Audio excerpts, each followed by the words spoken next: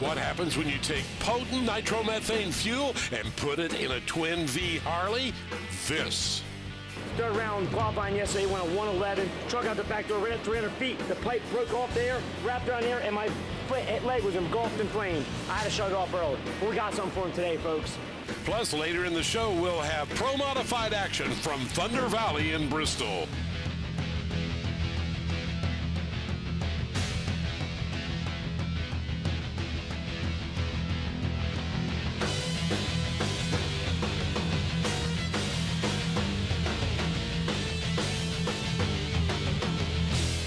Welcome, ladies and gentlemen, to another edition of Inside Drag Racing. We're at famous Thunder Valley, Bristol International Dragway, and this is the Ford Thunder Valley Nationals, a part of the Mellow Yellow Drag Racing Series. And at this particular NHRA event, they're featuring Top Fuel Harleys, one of my favorites. As a matter of fact, I wouldn't ride one of these things if you paid me to, but Joey STERNOTTI would. He's from Naples, Florida. How long have you been riding these? I've been riding for about 5 years now, sir. Okay, how did you get started? Believe it or not, I used to be the fastest street legal Harley Davidson for a number of years, and some guy walked over to me and said, hey, how about strapping your leg on one of these monsters? And I said, are you out of your mind? Well, let me tell you something. It's like putting right in your veins, man. Nitromethane, most addicting thing out there in the world. This thing's pulling over 3 Gs. I mean, it's an animal. It's a straight up animal. And a female crew chief? That's actually my wife, Rose. She's the one that makes me go fast. She's an 8-year Marine. My job there was a diesel mechanic, and once I met my husband, Joey, about 12 years ago, he had a motorcycle shop already. When he said, I want to ride a Nitro Harley at 200 miles an hour, what did you think? Better you than me. But yeah, no, I support him, everything he does. You know, I trust him, I trust his judgment. He's really good at what he does, you know, he's on top of his games. We've actually just 6 weeks ago set the NHRA record at 6.25, a year-old record. I've been fastest as a 6.141 at 238. He has a sponsor, by the way, that makes all this possible. Who's your sponsor? My sponsor's Georgia Mountain Apple Moonshine. It fuels my fire, man. My name's Mike. You have a last name, Mike? I can't tell you that, man. I make moonshine for a living. Okay. Why a Nitro Harley? Well, their fan base is our fan base. They like us and we like them. What's the hardest thing about riding one of these? The thing is just getting out of your head that you're riding a bomb. When that thing's rumbling like this and it's shaking, it's rattling your arms, you're like, oh yeah, it's okay, hit the throttle. There is no off. You have to whack this thing like you hate it and let the crew chief do their jobs. No roll cage, no shoulder harness. And no chute. Yeah, right. Just you and the leathers. Yeah, that might not be the smartest thing, but yes, sir, just me and the leathers, baby. Damien, I noticed you got a parachute that doesn't jerk you off of it when you pop the chute. No, it's actually very subtle. I mean, we ran without parachutes for years, but after going off the end of several tracks, I was in Australia, saw everybody over there running them, and they said they were real happy with them. Within about a year or two, everybody in the United States and Canada started running them. Yeah, you go into that sand pit down there, it's a problem on 2 wheels. Yeah, not fun. At 200 miles per hour, you barely even know if it opened. You usually push it a couple of times to double check it. 230 miles per hour, you feel a decent jerk. I'll let you know at 240 if we get there. Okay, very cool. We'll be back with more Inside Drag Racing, more coverage of the Top Fuel Harleys after this.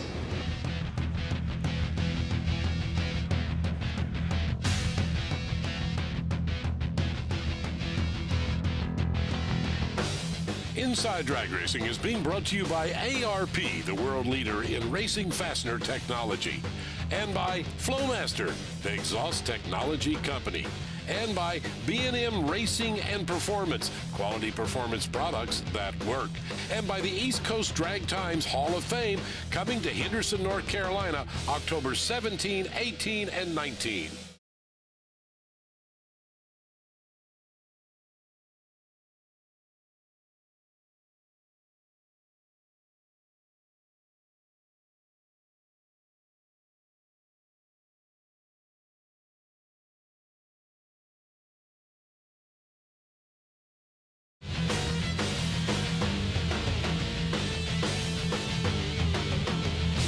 Welcome back to Inside Drag Racing, continuing our coverage right here from the Ford Thunder Valley Nationals, a part of the Mellow Yellow Drag Racing Series with Nitro Harleys this week. And right now I'm in one of the other pit areas with the Nitro Harleys. Let me ask you something, how much maintenance involved in these? Quite a bit. You know, we put a clutch in every round. We'll look at the motor every evening, and quite often they break, so we're fixing stuff between every round for sure. All right, now you're one of the guys that decides to run a parachute. Yes, because we want to stop before the sand. The bikes got going fast enough a few years ago that lots of the tracks, the shorter tracks, we were having trouble stopping just with the brakes. So parachute, it doesn't really stop the bike, it's just an aid. It just really slows us down. It doesn't, we can't stop on the parachute alone. Somebody said these are harder to drive because you actually run on one wheel? Yeah, the front wheel's only for pushing it around the pit, so it rolls easy. It'll hike the front wheel up 6 inches to 1.5 feet at the other end when the rear tire grows, and it'll put it down at about 1,200 feet. It's like a small aircraft landing. It's just a poof of smoke off the front tire and a little shimmy, and off we go. All right, so you steer by leaning. Yes, absolutely. Yeah, it's body English. You get all over the bike. It goes sideways. You got to go sideways. Tell us what you're doing here. Well, just entering all the data from the run, and the tuner's job is to enter all the information, observe all the information, and make decisions for the next round. And right now I'm keeping track of the air online with the water grains, and then our tool, which tells us just about everything else. Well, I think mid-30s would be just about what we're shooting for. Okay, all these Harleys, of course, are the famous V-twin. Nothing stock about that motor, though, is there? No, sir, none whatsoever. Okay. What does it take to build one of these? A lot of money and a lot of time. They're pretty intricate pieces of equipment, high tech. Okay, yeah, I see a lot of aluminum in there, huh? Billet stuff? The blocks are billet cases. It's just about like a car, side-by-side rod, steel cylinders, aluminum heads. It's injected on nitro. How do you find somebody crazy like him to drive it? I made some laps on it early on, and he already had the license, so we went with him. There's a little bit of experience there. You're nuts too, then. Yeah, for owning a thing. Look, that's a nice soft ride you got right there. Huh? Yes, sir. Almost 6 seconds long. It's pretty comfortable for that. You ever toss a belt? Look at the belt on that thing. Ironically, you say that. I did it in the semifinals in Baytown. I've seen some of the guys get down to top end and they pour water on it. What's that about?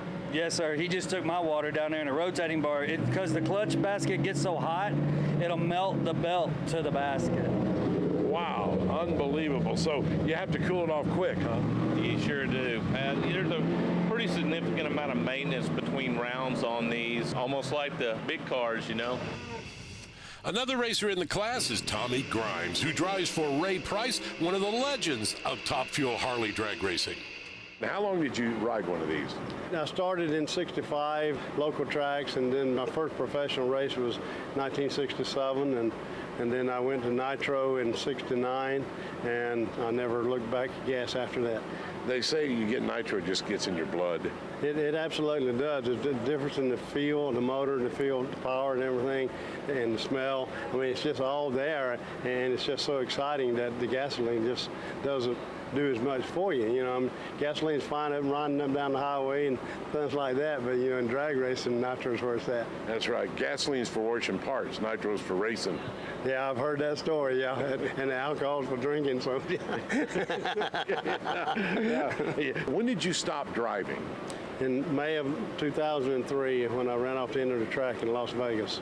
I hurt my arm, kind of paralyzed it, so I had to stop and find someone else to ride it. I gave up some of the fun, but I'm still having a large time and fun at it because it's a great sport, and I enjoyed it and have enjoyed it for most of my life. You're a Harley dealer. Do you get much people coming in because of the racing? Oh yeah, over a period of years. I mean, it's a lot of our advertising promotion for our dealership. Yeah, I have a lot of customers that you know come to the races because we're racing. They keep up with our schedule, and they're all excited about our race program. Okay, folks. Well, you know what? We're going to have the Top Fuel Nitro Harleys coming up when we return to Inside Drag Racing.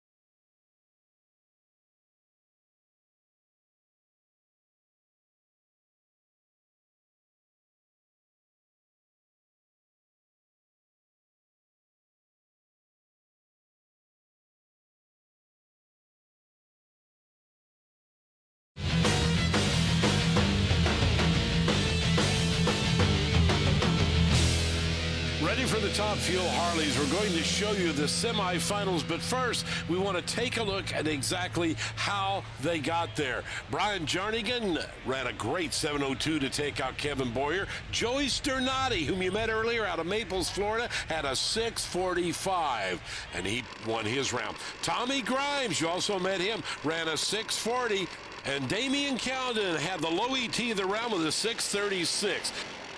Now, here comes Brian Jarnigan. You're riding on board with him. He's out of South Houston, Texas, with his 2007 Harley. He'll be running against the aforementioned Damian Crowden out of Victoria, British Columbia, Canada, with a 2001 Harley. Now notice how they stage them up very carefully. Remember, they only have one front tire right there. They have to be careful that that staging light doesn't see behind the tire and go through the spoked rim. Oh, a good light right there for Crown, and he gets the jump with a 0.60 to a 0.63. Then Brian has problems, so the win will go to Damian with an easy win. 6:48 in the final. Not bad, not what we wanted, but we'll take it. We're looking forward to racing our arch nemesis, Tommy Grimes, and the Ray Price crew in the finals in Bristol, just like we did 3 years ago.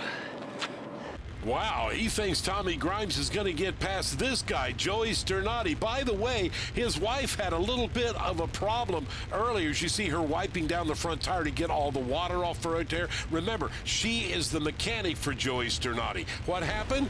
She crashed on the bike they use as a tow vehicle to pull Joey around. She's on the radio, me yelling at me because we only won a 6:40. She goes, "What happened? Did you let off? Did you let off?" I said, "No, no, no." Next thing you know, I didn't hear her no more. I'm like, "What's going on?" They come down and said, "Your wife crashed on the scooter." I'm like, "Oh, no." You know what? I've been riding a motorcycle for 12 years, and this is the worst wreck I've ever been in on a damn scooter. Can you imagine that? So they'll line up and run off Joey STERNOTTI, Tommy Grimes. Remember, Damian picked Tommy Grimes to be the winner. He's out of North Carolina. We'll see if he can get it done. Both bikes taking their time, lighting the pre-stage. Now the stage. You see the crewman over there helping him get in. That's Tommy Grimes, crew chief, helping him in. Both bikes staged. Oh, a little bit late off the line with STERNOTTI, 0.82. Grimes, a good light with a 0.61. Picks up the easy win to advance to the final. 6:37. Wow, I wasn't expecting that in the heat of the day like that. Guess my boys figure out what to do in this hot, greasy track. Well, it took a little driving, too. Well, they said if I ever open my eyes, it'll be fun, but I'm still scared to open my eyes right now, so thank y'all. So that'll set up this great final between Tommy Grimes and Damian Cowden. Now we went to Tommy Grimes' pit area as he prepared to get ready for the final. Working on the bike, getting it ready. You got another mid-30 in this thing? I hope so. I hope we do. We looked at the graph. The graph looked pretty good, so I was really tickled that it went point A to point B that time, so that was a great number for my guys.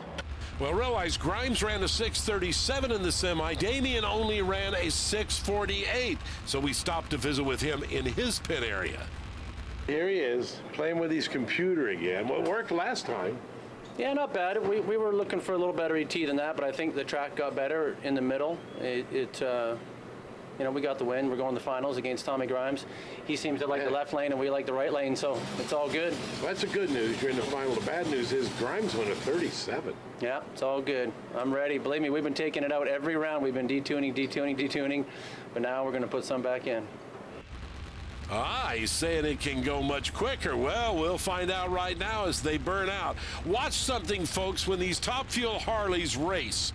The front tire comes off the ground and rarely touches until they get down to at least 1,000, 1,100 feet. That means there's no steering with those handlebars.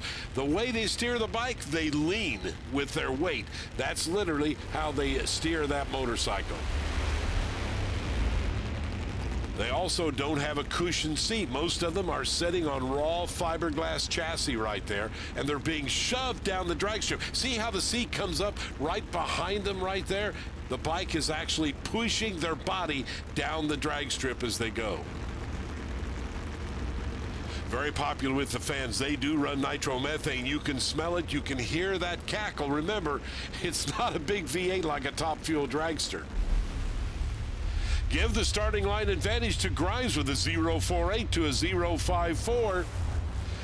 Good final drag race. Grimes picks up the win, though Damian gave him a run at 6.45 to the winning 6.41. Little celebration there as he knows he got him at the finish.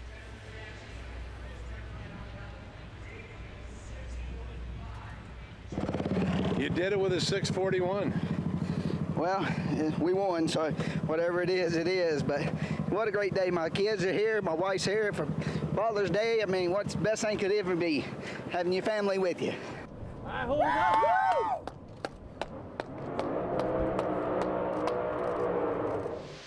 And we'll take a break. When we come back, we got pro modified action from Thunder Valley. Stay tuned.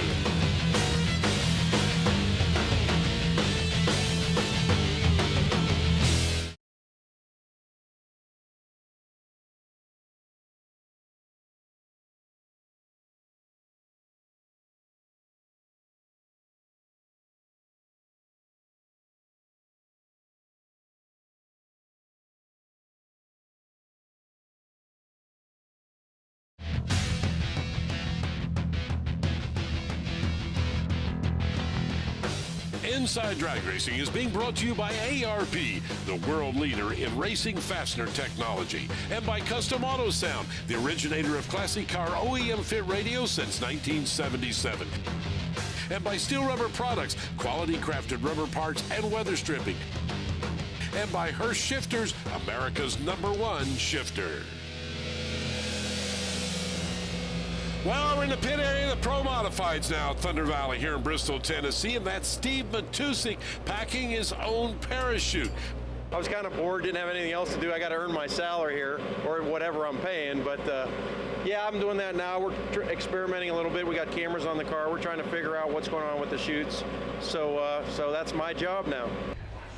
Let's take a look at the quarterfinal ladder. You can see how our semifinalists managed to advance out there. Low ET in that quarterfinal round, Jim Larita with a 6-second flat. Second low ET, Steve Matusek and Mike Janis. Little congratulations went on in the first round because Ricky Smith lost. He was the current points leader. Steve Matusek took him out. Believe me, Mike Janis was very grateful, because that made him the points leader. But now he has to race Steve Matusek. So what does Mike Janis say about that? After all, Matusek did him a favor.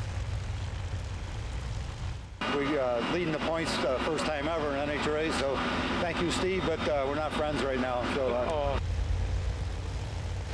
both these cars supercharged on alcohol. 526 cubic inch Hemis. Now, Janis actually builds superchargers, which may give him a slight advantage. However, Steve Matusek's crew chief, the famous alcohol funny car racer, Jimmy Rector, the Agave Underground 68 Camaro, no slouch either. As a matter of fact, in the quarterfinal round, Matusek ran a 6.04 with a 1.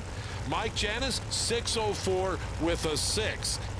It may get a little greasier out there. It's going to get warmer. I got Jimmy Rector. He's got a big footprint.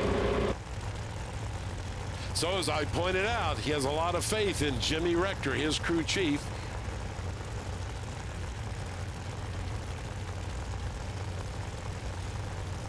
Both cars taking their time staging up right now, pre-staged.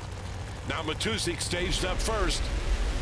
Out they come. Good green light start. Give the starting line advantage right there slightly to Mike Janis, but Matusek picks him off. Look at the number 602, but here's the losing number, 607 with a 3. Let's take another look at that. It was just that close.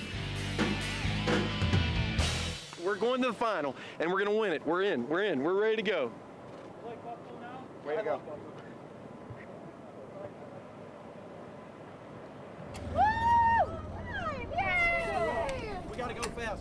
So the word is, of course, you are allowed to. Now our next semifinal. This, ladies and gentlemen, is Jim Larita Jr. out of Morgantown, West Virginia. That's very significant, by the way. That hood scoop is one of the most exotic hood scoops I've ever seen on a 1968 Camaro. His opponent, Pete Farber, the CNC brake clean entry. We visited with Larita before he came up to run. Jim Larita under the car working on the bottom end. Did you hurt anything? Now we're just checking out a couple rings, that's all. All right. It looks good. Everything's okay. Everything's good. Now, Pete Farber, the CRC brake clean entry, Dodge Daytona, has had a tough time this year. He's been struggling, but now he finds himself in a semifinal. So we visited with him earlier to find out if he's got the car straightened out. We've been struggling with the conditions. We've got the power. We just overcome the track because you have to shoot for it when you run those guys.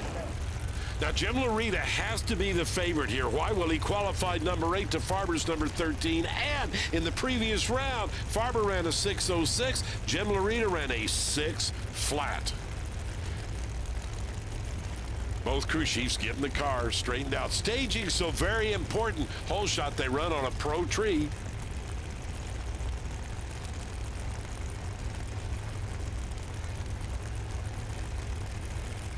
Jim Larita, nitrous oxide injected, 872 cubic inches of big block. Farber with the supercharged 526 Hemi. Now they're taking their time, almost a little burn down. Both of them pre-stage now. Finally, Larita goes in, then Farber. Oh my gosh, a hole shot. Pete Farber, 004, bouncing around all over the track, but Larita had problems, had to lift severe tire shake. Pete Farber, look at that reaction time. Wow. Only a 7.99, but he got there first. Right along the center line, by the way, the NHRA officials had to review this to see if he crossed the center line. He did not. Well, I knew Larita was coming for me. He's a good racer over there, and we're not too bad, though. No, he's not, but here's the bad news. With that 7.99, he does not have lane choice. Lane choice will go to Steve Matusek. Let's get ready. As the NHRA official tells him, fire him up, boys. Let's do the final in Bristol, Tennessee with the Real Pro Mod Association. Steve Matusek burns out the Agave Underground Tequila car, but you're going to be on board with Pete Farber, that 1969 Dodge Daytona, sponsored by CRC Brake Clean.